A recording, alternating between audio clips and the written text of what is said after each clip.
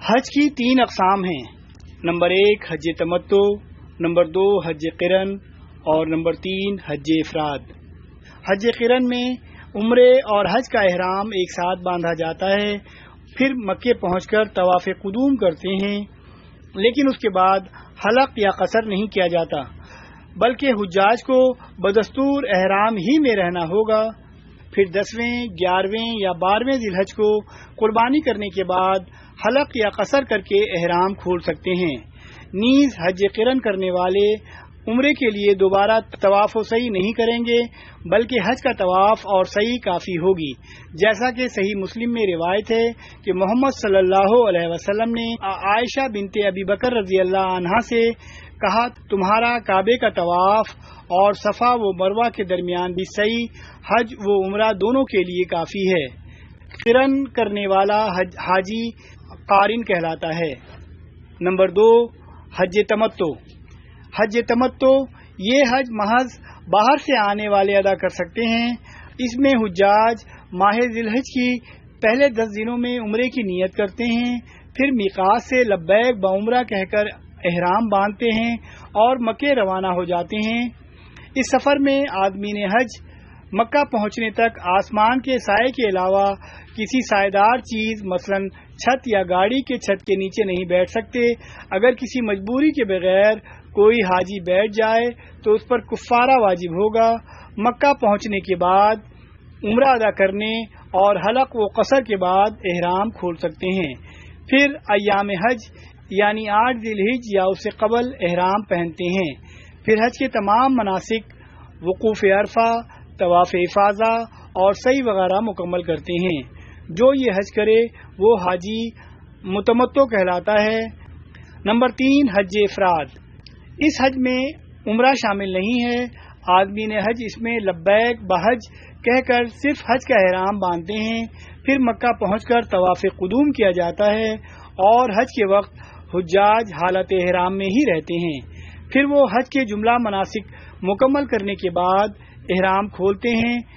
حج افراد کرنے والے حاجی کو مفرد کہتے ہیں۔ مواقیت حج کی 2 اقسام ہیں، نمبر 1 زمانی اور نمبر 2 مکانی۔ زمانی میں حج کے مہینے شامل ہوتے ہیں۔ حج کے مہینے یہ ہیں: شوال، ذی-قعدہ، ذی الحج۔ مناسک حج ذی الحج کی 8 تاریخ سے 12 تاریخوں تک ہی ادا کیے جاتے ہیں۔ میقات محمد صلی اللہ علیہ وسلم نے حج عمرہ کرنے والوں کو احرام باندھنے کے لیے میقات سے متعین کیا ہے۔ نمبر 1 ذوالحلیفہ۔ مدینے سے آنے والے حاجیوں کے لیے یہ اب بئر علی یا ابار علی کہلاتا ہے۔ یہ میقات مکہ مکرمہ سے سب سے زیادہ دور واقع ہے۔ نمبر 2 جحفہ۔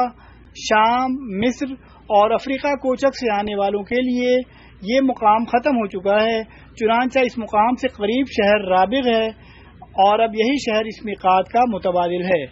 نمبر 3 قرن المنازل۔ نجد اور خلیج فارس کے ممالک سے آنے والوں کے لیے یہ مکہ سے تقریباً 74 کلومیٹر دور ہے۔ نمبر 4 یلملم۔ نمبر 6 ذات عرق۔ عراق سے آنے والوں کے لیے اس میقات کی تعین دور نبوی کے بجائے عمر بن خطاب رضی اللہ عنہ کے دور خلافت میں ہوئی۔ میقات اہل مکہ۔ اہل مکہ اپنے گھر یا مسجد حرام سے ہی احرام باندھ سکتے ہیں، البتہ عمرے کا احرام باندھنے کے لیے انہیں حدود حرم سے باہر تنعیم یا عرفہ جانا ہوگا۔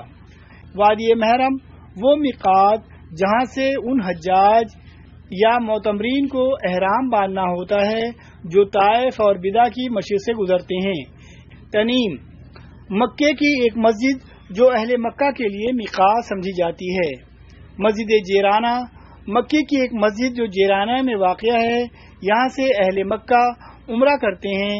مکہ مکرمہ کے شمال مشرق کی جانب سے یہ حرم مکی کی حد ہے۔ ابراہیم، مرسیہ، بھارت و پاکستان وغیرہ سے سمندری راستے سے آنے والوں کے لیے میقات ہے۔ احرام ارکان حج میں سب سے پہلا رکن ہے۔ حج یا عمرے کی نیت سے حدود میقات میں داخل ہونے سے قبل یا میقات حرم پر صرف 2 چادروں سے جسم کو ڈھانپ لینا احرام اور احرام باندھنے والا افراد محرم کہلاتے ہیں۔ احرام کے بغیر میقات کی حد پار کرنے پر دم واجب ہو جاتا ہے۔ دم سے مراد ایک بکری ذبح کرنا یا 3 دن کے روزے رکھنا یا 6 مسکینوں کو کھانا کھلانا ہے۔ مقام میقات پر احرام سے قبل ناخن تراشنا، زیر ناف بال کاٹنا اور غسل کرنا مستحب ہے۔ خواتین کے لیے عام شرعی لباس ہی احرام ہوگا، البتہ وہ دستانے اور نقاب استعمال نہیں کر سکتی۔ مرد و عورت دونوں پر دوران حج چہرہ کھلا رکھنا واجب ہے۔ احرام باندھ لینے کے بعد 2 رکعت نماز ادا کی جاتی ہے، اس کے بعد حج اور عمرے کی نیت کی جاتی ہے۔ احرام باندھ لینے کے بعد کئی پابندیاں عائد ہو جاتی ہیں، جیسے سلا ہوا کپڑا نہیں پہنا جا سکتا، سر پر ٹوپی، امامہ یا رومال نہیں رکھا جا سکتا، خوشبو نہیں لگائی جا سکتی، جنگلی جانور کا شکار کرنا، اس میں مدد کرنا یا جنگلی جانوروں کا گوشت یا انڈے خرید کر کھانا، اپنے یا کسی دوسرے کے ناخن یا سر کے بال کاٹنا، اپنے زیر ناف بال کاٹنا، مہندی یا خضاب لگانا وغیرہ، یہ سب کام محرم پر حرام ہو جاتے ہیں۔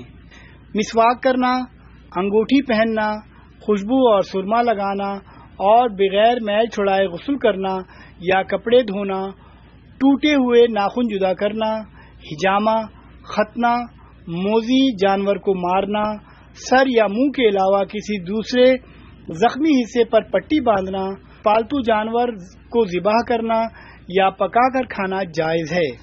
یوم ترویہ یعنی 8 ذی الحجہ کی ظہر سے لے کر 9 ذی الحجہ کی فجر تک 5 نمازیں حاجی کو مینا میں ادا کرنی ہوتی ہیں، کیونکہ محمد صلی اللہ علیہ وسلم نے ایسا ہی کیا ہے۔ حاجی 8 ذی الحجہ کو مکہ یا حرم کے قریب سے احرام باندھتے ہیں اور حج کا احرام باندھنے سے پہلے غسل کرنا اور خوشبو لگانا سنت ہے۔ احرام باندھنے کے بعد حاجی تلبیہ پڑھتے ہیں۔ یوم عرفہ یعنی 9 ذی الحجہ کا سورج طلوع ہونے کے بعد حاجی عرفات کی طرف روانہ ہو جاتے ہیں۔ وہاں ظہر اور عصر کی نمازیں جمع تقدیم یعنی ظہر کے وقت میں اور قصر کر کے ادا کی جاتی ہیں، مگر اس کی بعض شرائط ہیں۔ اس کی بھی اجازت ہے کہ حجاج اپنے خیموں میں ظہر کے وقت ظہر اور عصر کے وقت عصر کی نماز باجماعت ادا کر لیں۔ پھر غروب آفتاب تک ذکر اللہ اور دعا استغفار کرنے کی زیادہ سے زیادہ کوشش کی جاتی ہے۔ اس دن عرفات کے میدان میں ٹھہرنے کو وقوف عرفات کہا جاتا ہے، اور اصل حج کا دن یہی ہوتا ہے، یعنی جو شخص وقوف عرفات کے علاوہ تمام مناسک ادا کر لے تب بھی اس کا حج ادا نہیں ہوگا۔ غروب آفتاب کے بعد حجاج مزدلفہ کی طرف روانہ ہوتے ہیں اور مغرب اور عشاء کی نمازیں مزدلفہ پہنچ کر ایک ساتھ ادا کرتے ہیں، پھر نماز فجر تک وہیں رات بسر کرتے اور طلوع آفتاب تک ذکر اللہ اور دعاؤں میں مشغول رہتے ہیں۔ حاجی کو نماز مغرب میدان عرفات میں نہیں پڑھنی ہوتی، بلکہ عشاء کے وقت میں مزدلفہ میں مغرب اور عشاء کو ملا کر پڑھی جاتی ہیں۔ مغرب کا وقت ہوتے ہی حاجی کو مزدلفہ کی طرف جانا ہوتا ہے، جہاں وہ ایک ہی اذان اور ایک اقامت کے ساتھ مغرب و عشاء کی نماز ادا کرتے ہیں۔ حجاج کے لیے مزدلفہ میں رات گزارنا سنت موقدہ اور وقوف کرنا واجب ہے۔ وقوف کا وقت صبح صادق سے لے کر طلوع آفتاب تک ہے، اور اس کے درمیان ایک لمحہ بھی مزدلفہ میں گزار لیا تو واجب ادا ہو جاتا ہے۔ عید الاضحیٰ یعنی 10 ذی الحجہ کو جمرہ عقبہ یعنی بڑے شیطان کو کنکری ماری جاتی ہے۔ ہر کنکری مارتے وقت اللہ اکبر کہا جاتا ہے، اور یہ کنکری تقریباً کھجور کے گٹھلی کے برابر ہوتی ہے۔ اس کے بعد حاجی قربان گاہ جا کر قربانی کرتے ہیں۔ قربانی حج کے شکرانے میں قارن اور متمتع پر واجب ہے، چاہے وہ فقیر ہی کیوں نہ ہو۔ مفرد کے لیے یہ قربانی مستحب ہے، چاہے وہ غنی ہو۔ قربانی سے فارغ ہو کر حلق و قصر کروایا جاتا ہے۔ حاجی کو ان 3 امور میں ترتیب قائم رکھنا واجب ہے۔ نمبر 1 سب سے پہلے رمی کرنی چاہیے، نمبر 2 اس کے بعد قربانی، اور نمبر 3 اس کے بعد حلق یا قصر۔ مفرد پر قربانی واجب نہیں، لہذا یہ رمی کے بعد حلق یا قصر کروا سکتا ہے۔ پھر مینا میں 11 اور 12 ذی الحجہ کی راتیں بسر کی جاتی ہیں، اور دونوں دن زوال شمس کے بعد تینوں جمرات پر شیطانوں کو کنکریاں ماری جاتی ہیں۔ ہر جمرے پر شیطان کو 7 کنکریاں مارتے ہیں، اور چھوٹے شیطان سے کنکریاں مارنی شروع کی جاتی ہیں۔ جو مکے سے دور ہے پھر درمیانے کو مارتے ہیں اور جس کے بعد دعا کی جاتی ہے۔ آخر میں جمرہ عقبہ پر بڑے شیطان کو کنکریاں ماری جاتی ہیں مگر دعا نہیں مانگی جاتی۔